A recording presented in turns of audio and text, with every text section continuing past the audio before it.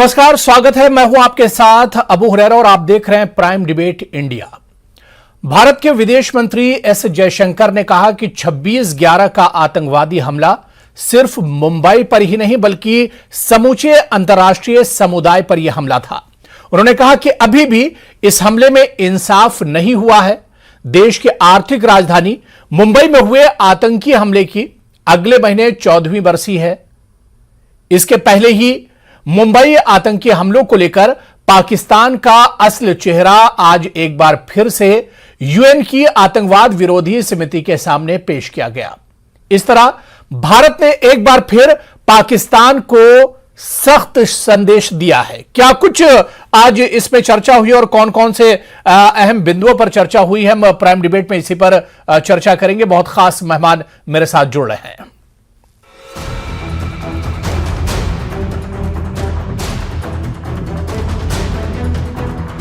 We will be observing the 14th anniversary of these ghastly attacks on Mumbai in November 2008.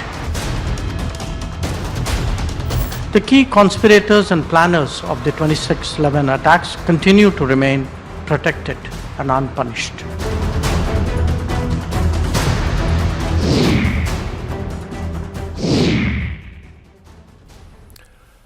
तो भारत ने एक बार फिर पाकिस्तान को सख्त और कड़ा संदेश दिया है आतंकवाद को लेकर। इसी पर हम चर्चा करेंगे। बहुत खास मेहमान मेरे साथ जुड़े हुए हैं। तो पीके सहगल साहब डिफेंस एक्सपर्ट हैं, मेरे साथ इस वक्त चर्चा में जुड़े हुए हैं, और डॉक्टर एसपी वैद साहब फॉर्मर डीजीपी हैं, वो भी इस चर्चा का हिस्सा हैं। दोनों मेहमानों का बहुत इस्तकबाल है प्राइम डिबेट इंडिया में। सबसे पहले मैं पीके सहगल साहब आपसे ही शुरुआत करना चाहूंगा कि आज जो बैठक हुई है यूएनएससी की, इस बैठक में भारत ने एक बार फिर पाकिस्तान को बहुत कड़ा संदेश दिया है और एस जयशंकर साहब ने कहा कि अभी भी मुंबई जो हमला हुआ था उसका इंसाफ मुकम्मल नहीं हुआ है। देखो, हिंदुस्तान ने पाकिस्तान को बेनकाब एक बार नहीं अनेकों बार किया है। बिल्कुल, दुनिया के हर फोरम के ऊपर, चाहे वो यूनाइटेड नेशंस हो, चाहे ब्रिक्स हो, चाहे वो कोई भी कॉन्फ्रेंस कहीं भी हो, हिंदुस्तान ने बार बार पाकिस्तान को बेनकाब किया है। हिंदुस्तान ने साफ तौर पे दुनिया को दर्शा दिया है कि पाकिस्तान जो है वो टेररिज्म का एपी सेंटर है, टेररिज्म का जड़ है। जहां भी दुनिया में कोई टेररिस्ट का हादसा हो रहा है, पाकिस्तान डायरेक्टली या इनडायरेक्टली इन्वॉल्व है, चाहे वो हिंदुस्तान में हो, चाहे वो मिडल ईस्ट में हो, चाहे वो अमेरिका में हो, चाहे वो यूरोप में हो, चाहे वो रशिया में हो। पाकिस्तान का हाथ सब जगह है और पाकिस्तान बहुत बड़ा खतरा है। लेकिन उसके बावजूद जो है इसका किसी प्रकार से कोई असर पाकिस्तान के ऊपर नहीं होता। पाकिस्तान आए दिन कोशिश करता रहता है अभी भी कि हिंदुस्तान के ऊपर जान और माल का ज्यादा से ज्यादा नुकसान पहुंचाए। वो कई तरीकों से हिंदुस्तान के अंदर टेररिस्ट को दाखिल करना चाहता है, ड्रोन्स के माध्यम से ड्रग्स को दाखिल करना चाहता है, फेक करेंसी को करना चाहता है, असला को भेजता है, वेपन्स को भेजता है और खालिस्तानी मूवमेंट को बढ़ावा देना चाहता है। फिर नेपाल के माध्यम से, बांग्लादेश के माध्यम से वो टेररिस्ट को भेजने की कोशिश करता है। और जहां तक उसका मित्र चाइना है, चाइना भी हर प्रकार से उसको सपोर्ट करता है। हिंदुस्तान जितनी मर्जी बारी उसको बेनकाब कर ले, ना तो चाइना के ऊपर कोई असर होता है, ना पाकिस्तान के ऊपर असर होता है। इसलिए बड़ा लाजमी है कि दुनिया एकजुट होकर टेररिज्म के खिलाफ कार्रवाई करे। हमारे प्रधानमंत्री ने इसका जिक्र हर इंटरनेशनल फोरम में किया है और ये साफ तौर पे कहा है कि आज इंसान और इंसानियत के लिए टेररिज्म जो है सबसे बड़ा खतरा है और जब तक दुनिया एकजुट होकर इसके खिलाफ कार्रवाई नहीं करेगी, ये टेररिज्म कभी खत्म नहीं होगा। लेकिन मैं आपको बताना चाहता हूँ, डोनाल्ड ट्रंप जब अमेरिका के प्रेसिडेंट बने तो उनकी प्रोफेसी थी कि दुनिया में अगर कोई भी एक देश है जो टेररिज्म का मुकाबला कर सकता है, एलईटी का, जैश ए मोहम्मद का, हिजबुल मुजाहिदीन का, तो वो केवल और केवल हिंदुस्तान है। उनकी प्रोफेसी काफी से ज्यादा सही निकली है। हिंदुस्तान के खिलाफ पाकिस्तान के हर प्रकार के टेररिस्ट ने, एलईटी ने, जैश ए मोहम्मद ने, हिजबुल मुजाहिदीन ने, तालिबान ने, आईएसआईएस ने इंडिविजुअली एंड कलेक्टिवली हमले करने की कोशिश की है। लेकिन जब से हमने जीरो टॉलरेंस की पॉलिसी को इख्तियार किया है, तब से पाकिस्तान को उस माफी की सक्सेस नहीं मिल रही जिस माफी को उसकी अंदेशा था। लेकिन बड़ा लाजमी है कि जो उसके मुख्य टेररिस्ट हैं, जिन्होंने हिस्सा लिया आपके पुलवामा में, आपके उरी में, जो मास्टरमाइंड थे, जो मुंबई हमले में, वो अभी भी फ्रीली घूम रहे हैं पाकिस्तान के अंदर और दुनिया उसको नजरअंदाज कर रही है। अमेरिका की इन्फ्लुएंस के माध्यम से पाकिस्तान FATF की ग्रे लिस्ट से आउट हो गया है, जिससे साफ तौर पे नजर आ रहा है कि ये टेररिज्म जो है खत्म नहीं होगा, अभी इसके और बढ़ावा होगा। और अनलेस एंड अनटिल दुनिया का रवैया बदली नहीं होगा, ये जो टेररिज्म है हिंदुस्तान को नहीं पूरी दुनिया के लिए सबसे खतरा बड़ा है, खतरा बिल्कुल। है, और इंसानियत के लिए।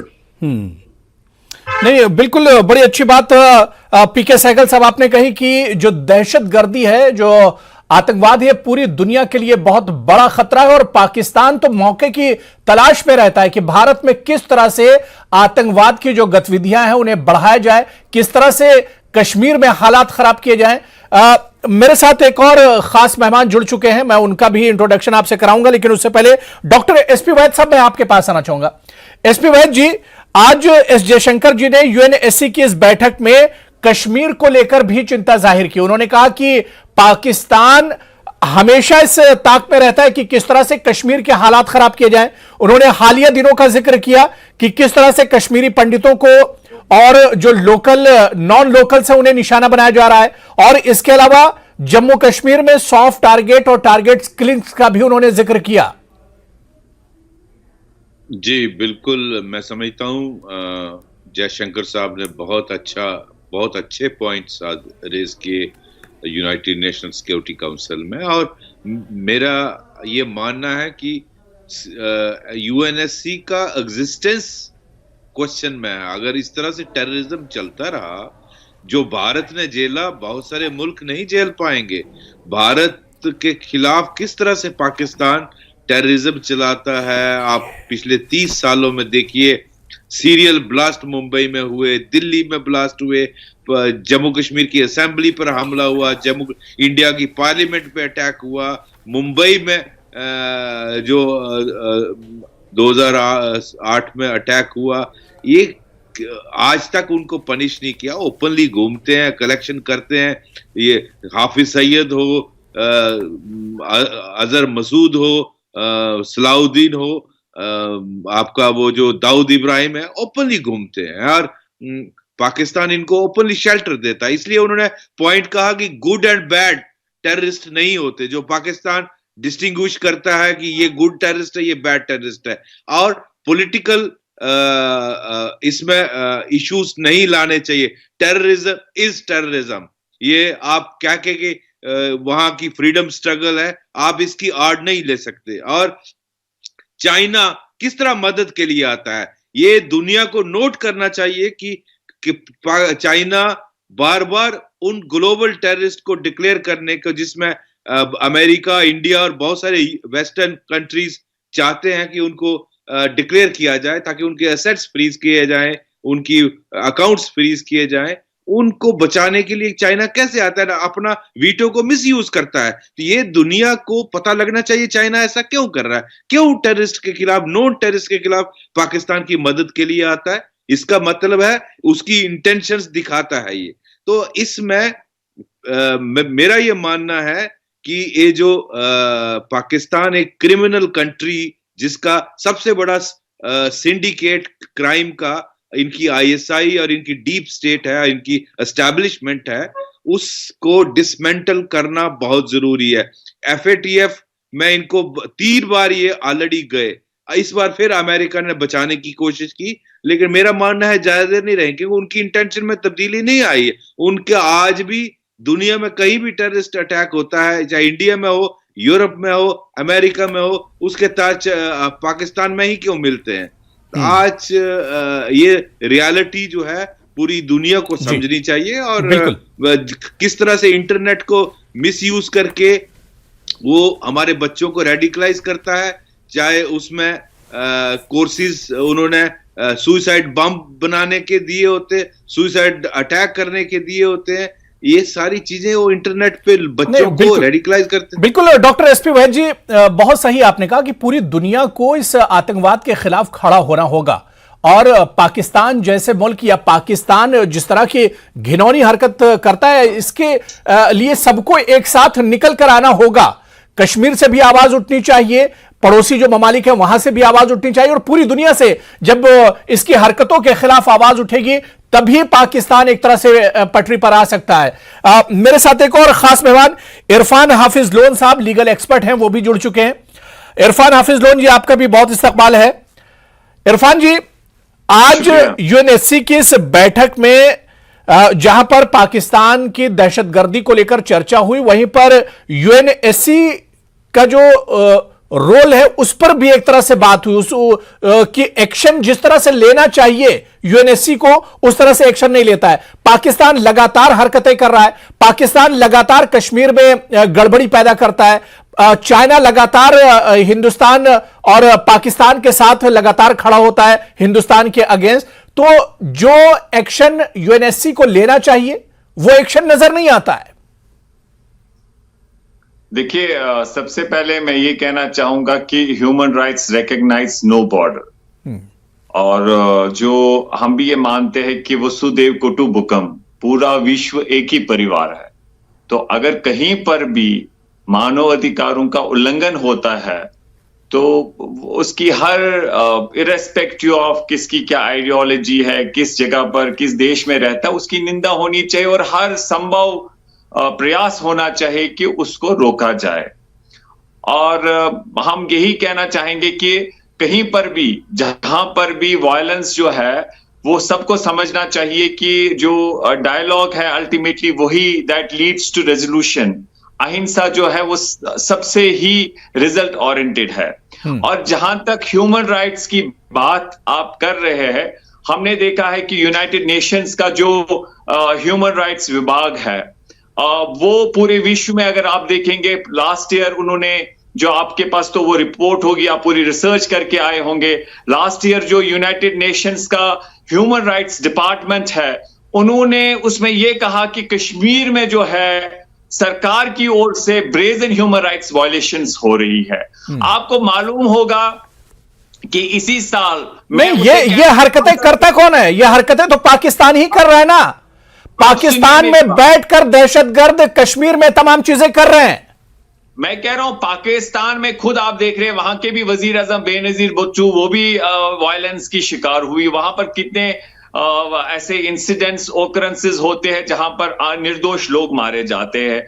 हर जगह पर जहां जहां पर भी यह है, हम चाहते हैं रुकना चाहिए। लेकिन मैं आपसे कहना चाहूंगा कि जो आपने बात कही यूनाइटेड नेशन ह्यूमन राइट्स का विभाग, उन्होंने लास्ट टाइम कहा कि कश्मीर में भारत सरकार जो है उनकी ओर से जो है वायलेशंस होती है। मुझे टोकना नहीं बीच में प्लीज, मेरा आपसे नहीं। तो आप कुछ भी बोल देंगे, आप कुछ भी बोल देंगे। आप मुझे नहीं, आप जो बात कह रहे हैं, आप कह क्या रहे हैं कि भारत सरकार जो है वो अपने ही कश्मीरी भाइयों पर जुल्म करती है, ये कहना चाह रहे हैं? मैं कह रहा हूं सर जनाब, मैं ये कह रहा हूं कि जो ह्यूमन राइट्स का जो है यूनाइटेड नेशंस का विभाग, तभी तो मैं कह रहा हूं आप तो रिसर्च करके आएंगे। क्योंकि अरे इरफान साहब, ये सबक पाकिस्तान को क्यों नहीं सिखाते हैं आप लोग ये सबक पाकिस्तान को क्यों नहीं सिखाते हैं? ह्यूमन राइट्स की बात पाकिस्तान से क्यों नहीं करते हैं? भारत के लोकतंत्र गांधी जी के देश में अपने आप से मतलब जो अपने हैं उनसे पूछना चाहता हूं, अगर उनके ओर से यहां गलती होगी। मैं आपको कहता हूं, जिस परिवार के हैदरपोरा में निर्दोष लोग मारे गए, उनके परिवार सड़क पे आए, कहा हमें लाश दो बाप की, छोटे बच्चियां सड़क पे आई। आमिर मागरे हाईकोर्ट चला गया, मुझे बेटे की लाश दो कब्र से निकाल के। आपको वो मानव अधिकारों का उल्लंघन नहीं लगता है? क्या बोल रहे हैं आप? नहीं, तो ये चीजें तो पाकिस्तान को सिखानी चाहिए ना। जो हमले हो रहे हैं, कश्मीरी पंडित भाई मारे जा रहे हैं, नॉन लोकल से आज वहां पर सेफ नहीं कश्मीर के अंदर। पाकिस्तान जिस तरह से दहशतगर्दी को बढ़ा रहा है, आतंक को बढ़ा रहा है, तो ये ह्यूमैनिटी का जो सबक है इरफान साहब, पाकिस्तान को पढ़ाइए। ये सबक पाकिस्तान को पढ़ाइए। ये चीज पाकिस्तान को समझ में आनी चाहिए इरफान साहब। प्रदर्शन करना पड़ता है लाश हासिल करने के लिए। जरा रिसर्च करके आए, इंसाफ करिए। क्या इधर उधर की बातें कर रहे हैं इरफान साहब? आज आप कश्मीर में आराम से रह रहे हैं हिंदुस्तान सरकार की वजह से, हिंदुस्तान की वजह से। आप देखिए कि 370 के बाद हालात कितने सुधर गए हैं। आज पत्थर लेकर कोई नहीं निकल रहा है। आप क्या चाहते हैं कि कश्मीर में उसी तरह के हालात होते 2014 से पहले के जो हालात थे? कलयुग का मीडिया है भारत सरकार की। आप देखिए, मैं देश का वेल विशर हूं, मैं भारत के लोकतंत्र को जिंदा रखना चाहता हूं, इसलिए वो बात कर रहा हूं। मानव अधिकारों का उल्लंघन हुआ है, कुनन पुष्पोरा याद है आपको? नहीं, मैं यही कह रहा हूं कि मानव अधिकार का उल्लंघन पाकिस्तान कर रहा है ना, आप इसे क्यों नहीं कबूल कर रहे हैं? पूरे दुनिया पर पाकिस्तान की दहशतगर्दी किसी से छुपी नहीं है इरफान साहब, पाकिस्तान की दहशतगर्दी किसी से छुपी नहीं है। अरे जनाब, आप कहते थे चिल्ला चिल्ला के 370 हट गया, कश्मीर में शांति आ गई, मेरे कश्मीरी पंडित भाई मारे जा रहे हैं आज।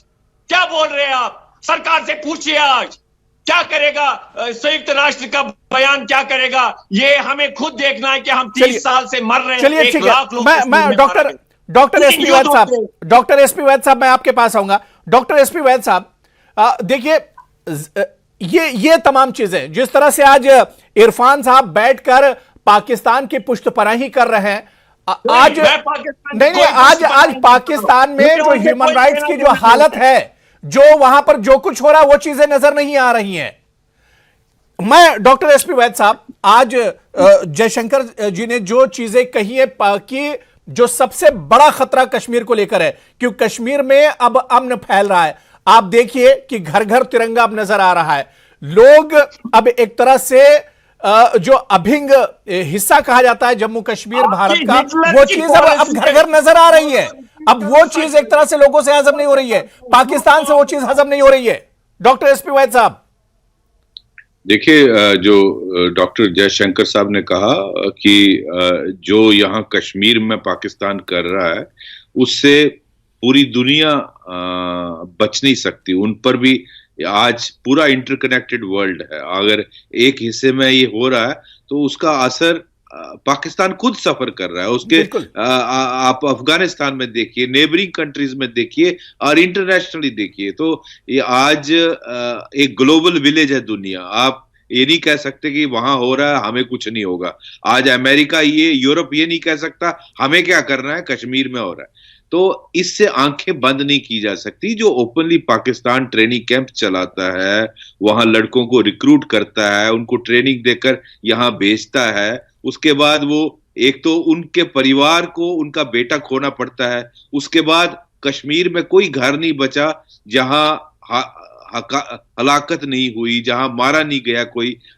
हर घर में ट्रेजेडी हुई। ये पिछले 30-35 सालों में जो टेररिज्म पाकिस्तान ने अनलीश किया है और बैटलफील्ड कश्मीर को बनाया, उसका असर हमारी इकोनॉमी में, हमारे घरों में, हमारे रिश्तों में, ह्यूमन राइट वायलेशन, जहां आप जंग छेड़ोगे वहां अल्टीमेटली कोई ना कोई सफरर होता है। तो इसकी हमें इसका ओरिजिन में जाना है। ओरिजिन पाकिस्तान का टेररिज्म है जो उसकी डीप स्टेट चलाती है, उसको इंटरनेशनल कम्युनिटी रिकॉग्नाइज करनी चाहिए। और किस तरह बच्चों को गुमराह करके उन्होंने तालिबान बनाया, आईसिस बनाया, लश्कर बनाया, जैशे बनाया, हिजबुल मुजाहिदीन बनाया, और पूरी दुनिया के बच्चों को गुमराह करके इस तरह से इनको इस टेररिज्म में लाया है। और आज जहां भी इंसिडेंट होता है, चाहे वो कश्मीर हो, मुंबई हो, लंदन हो, न्यूयॉर्क हो और पेरिस हो, पाकिस्तान का ही कनेक्शन क्यों निकलता है? हमारे कंट्री का नहीं निकलता और किसी मुस्लिम कंट्री का नहीं निकलता। इसलिए ये बात रिकॉग्नाइज करना बहुत जरूरी है और इंटरनेशनल कम्युनिटी को इसका नोटिस लेना चाहिए और इसके खिलाफ एकजुट होकर खड़ा होना पड़ेगा। आप इसमें प्रिटेक्स नहीं ले सकते कि वहां आजादी का चल रहा है। आप उसको बातचीत से रिजॉल्व करिए ना। आपको कोई लाइसेंस नहीं मिलता इसके लिए कि आप ये जो है क्रॉस बॉर्डर टेररिज्म चलाएं और इसके थ्रू आप कभी उड़ी करते हैं, कभी पठानकोट करते हैं, कभी पुलवामा करते हैं। तो इसका सख्ती से जवाब देना चाहिए, जो इंडिया ने किया, जैसे बालाकोट किया, जैसे सर्जिकल स्ट्राइक किया, और वो जरूरी था। अब पाकिस्तान को आज भी नीयत बदली नहीं है। सीज फायर उन्होंने बॉर्डर पे किया है, लेकिन कोई आज भी ड्रोन के थ्रू वेपन्स ड्रॉप कर रहे हैं। आपने देखा जब उनको झटके लगने लगे, उन्होंने हरकतें खत्म नहीं की, बल्कि हरकतें जो करता था उसका तरीका पाकिस्तान ने बदल दिया है। बिल्कुल बिल्कुल बिल्कुल। मैं पीके सहगल साहब आपके पास आना चाहूंगा। जो बात यहां पर डॉक्टर एसपी वैद साहब ने जहां पर बात खत्म की कि पाकिस्तान आज भी हरकतों से बाज नहीं आ रहा है, सिर्फ उसने तरीका बदल दिया है। जो बात आप कह रहे थे कि ड्रग्स के जरिए, ड्रोन के जरिए और भी बहुत सी चीजें हैं जिसके जरिए वो अपनी हरकतें अंजाम देता रहता है। एक सवाल तो ये, और दूसरा सवाल ये कि यूएनएससी या इस तरह की दूसरे जो बड़े ऑर्गेनाइजेशन हैं, जब तमाम सबूत पाकिस्तान के खिलाफ दहशतगर्दी को लेकर मौजूद हैं, आतंकवाद को लेकर मौजूद हैं, तो उन पर तेजी से कार्रवाई क्यों नहीं होती है? इसकी क्या वजह है? देखो, इसकी 4-5 मुख्य वजह हैं। एक कहावत है, only the wearer knows where the shoe pinches. आज UN security council completely ineffective है। अगर आप देखो, जो रशिया यूक्रेन का वॉर है, यूएन सिक्योरिटी काउंसिल कुछ नहीं कर सके इसके बारे में। दूसरा, जहां तक चाइना है, चाइना का रवैये में किसी प्रकार से कोई बदलाव नहीं आएगा। हिंदुस्तान जितनी मर्जी कोशिश कर ले, जितने भी टेररिस्ट को प्रोस्क्राइब करना चाहता है, चाइना वीटो इस्तेमाल कर लेता है, टेक्निकल होल्ड कर लेता है, उनको यूएन से बचा लेता है जी। तीसरा जो है, पाकिस्तान जो है as an extension of state policy है, टेररिज्म उसकी एक्सटेंशन ऑफ स्टेट पॉलिसी है, उससे बाज नहीं आएगा। और चौथा जो है, हिंदुस्तान को ऐसे कदम उठाने पड़ेंगे खुद ब खुद। हम दुनिया के पास जाते थे, जब भी टेररिस्ट अटैक होता था पहले, आपको याद होगा, पुलवामा से पहले और उरी से पहले, हम यूएन सिक्योरिटी काउंसिल में कहते थे कि जाके चाइना को कंडेम करो। उस कंडेमनेशन का कोई फायदा नहीं था। हम अमेरिका को बोलते थे उसके अगेंस्ट कार्रवाई करो। हमको अपनी बंदूक अपने कंधे से ही चलानी है। अपने पुलवामा के बाद में और उरी के बाद में हमने उसके देश में घुसकर उसको मारा। उसी माफिक हमको चाइना को भी एक्सपोज करना है। हम क्यों कतरा रहे हैं ये कहने के लिए दुनिया को कि चाइना जो है बहुत बड़े पैमाने पर उइगुर्स के खिलाफ इस माफी की कार्रवाई कर रहे हैं। ह्यूमन राइट्स वायलेशन वहां हो रही है, ह्यूमन राइट्स वायलेशन पाकिस्तान में हो रही है, ना कि हिंदुस्तान में। और अगर उनको देखो तो हिंदुस्तान से 100 गुना ज्यादा है। हम घबराते हैं चाइना को एक्सपोज करने के लिए। अभी समय आ गया कि हम चाइना को एक्सपोज करें, जहां तक उनका तिब्बत का रवैया है, हांगकांग का रवैया है, ताइवान का रवैया है, उइगुर का रवैया है। और जहां तक पाकिस्तान का ताल्लुक है, हमको सारे के सारे उनके टेररिस्ट ट्रेनिंग कैंप्स पता है। एक भी हादसे को अंजाम दें, हमारे पास आज क्षमता है, काबिलियत है, हिम्मत है, डिसाइसिव गवर्नमेंट है कि उनके कम से कम 100 टेररिस्ट ट्रेनिंग कैंप्स को एक ही समय निकाल देना। We don't have to cross the border. हम जैसे बालाकोट के लिए एयरफोर्स है टू गो क्रॉस, उरी के बाद में हम we have to go cross. आज हमारे पास ऐसे हथियार हैं, ऐसे वेपन्स हैं जिनसे हमको बॉर्डर क्रॉस करने की आवश्यकता नहीं है।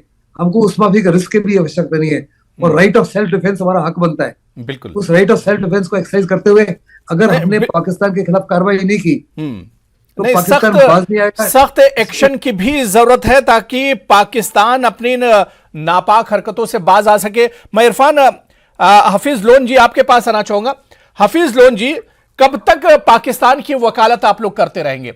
अब तो निकल कर आइए पाकिस्तान की हरकतों के खिलाफ, कुछ तो बोलिए पाकिस्तान की हरकतों के खिलाफ। उड़ी, पुलवामा और आज जो हो रहा है कश्मीरी पंडित भाइयों के साथ, बल्कि अब तो पूरा कश्मीर एक तरह से खड़ा हो रहा है। सच्चाई अब सबके सामने है। जनाब, हमें जो देश है, अगर यहां पर अपने लोगों से कोई गलती होती है, ब्रेजन वायलेशन होती है, पहला मेरा अधिकार अपने घर में अगर जो मुझसे गलती होती है उसमें सुधार लाना है। मैं ये कहना चाहता हूं आपसे, शांति से आप सुनिए।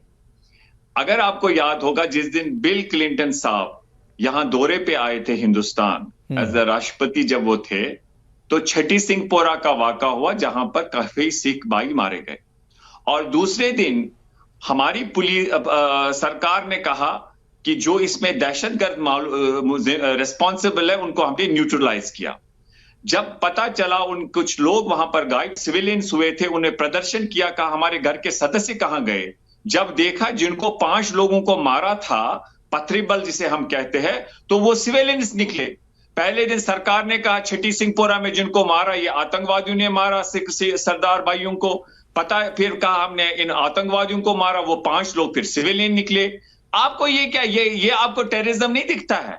इस पे आप बात नहीं करते, इस पे आप चर्चा नहीं करते हैं। आप भूल गए मचिल में किस तरीके से सिविलियंस मारे गए। आप भूल गए परसों हैदरपोरा में कैसे सिविलियंस मारे गए, जिनके परिवार फिर सड़कों पे आए कि आप छोड़ दीजिए, आपने मार दिया निर्दोष लोगों को, लेकिन अब लाश तो दे दीजिए। रात के अंधेरे में उनको तो मैं वही दफनाया था, फिर प्रदर्शन मैं लोन साहब यही बात तो कर रहा हूं कि ये तमाम हरकतें तो पाकिस्तान कराता है। पाकिस्तान के अगेंस्ट कब खड़े होंगे? आप कहते हैं जो सिविलियन मारे गए, जो सिविलियंस मारे गए, जो चाहे गौ कदल हो, सोपोर मैसेकर हो, हंदवारा मैसेकर हो, जो वो ऑकरेंसेस हुए, ब्रेजन वायलेशंस हुए, आप ये कह रहे हैं कि नहीं वो जिन्होंने मारा उन्होंने नहीं वो बुरा काम किया? क्या बोल रहे हैं आप? सुप्रीम कोर्ट तक मसला चला गया, निर्दोष लोगों को जो सरकार की गोली से मारे गए। इसलिए नहीं तो मैं तो यही कह रहा हूं कि ये हरकतें तो पाकिस्तान ही कर रहा है ना कश्मीर में। कश्मीर में ये हरकतें कर कौन रहा है? पाकिस्तान के इशारों पर ये हरकतें हो रही हैं। आप मेरी बात को समझ ही नहीं पा रहे, क्या करेंगे? नहीं, मैं आपकी बात को बहुत अच्छे से समझ रहा हूं। पाकिस्तान कश्मीर के अंदर हालात कौन खराब कर रहा है, आप यही बताना चाह रहे हैं? इसके लिए जिम्मेदार पाकिस्तान ही, ये अपनी जबान से आप क्यों नहीं कहते हैं? पाकिस्तान कश्मीर में पिछले 30-40 साल से जो हालात खराब हैं, इसके लिए पाकिस्तान जिम्मेदार है। लोन साहब, इसे आप क्यों नहीं एक्सेप्ट करते हैं? देखिए मेरे जनाब, मैं सिर्फ आपको एक चीज बताना चाहता हूं जी। मैं अहिंसा पे विश्वास रखने वाला, मैंने संविधान के दायरे में हल ढूंढता हूं, मैं इलेक्टोरल प्रोसेस, इसको लोकतंत्र पे विश्वास रखने वाला व्यक्ति। लेकिन मुझे आज यहां पर बहुत सारे ताने मार रहे हैं, कह रहे आप कहते हो भारत लोकतंत्र, हिंदुस्तान एक अच्छा मुल्क है। वो मुझे एग्जाम्पल देते हैं, जो पाकिस्तान वाले के पास हिस्सा है ना, वहां उनका प्रधानमंत्री, आपको पता है, वहां उनका राष्ट्रपति है, उनका अपना संविधान है। मेरा मुझसे छीन लिया, मेरा स्टेटहुड छीन लिया।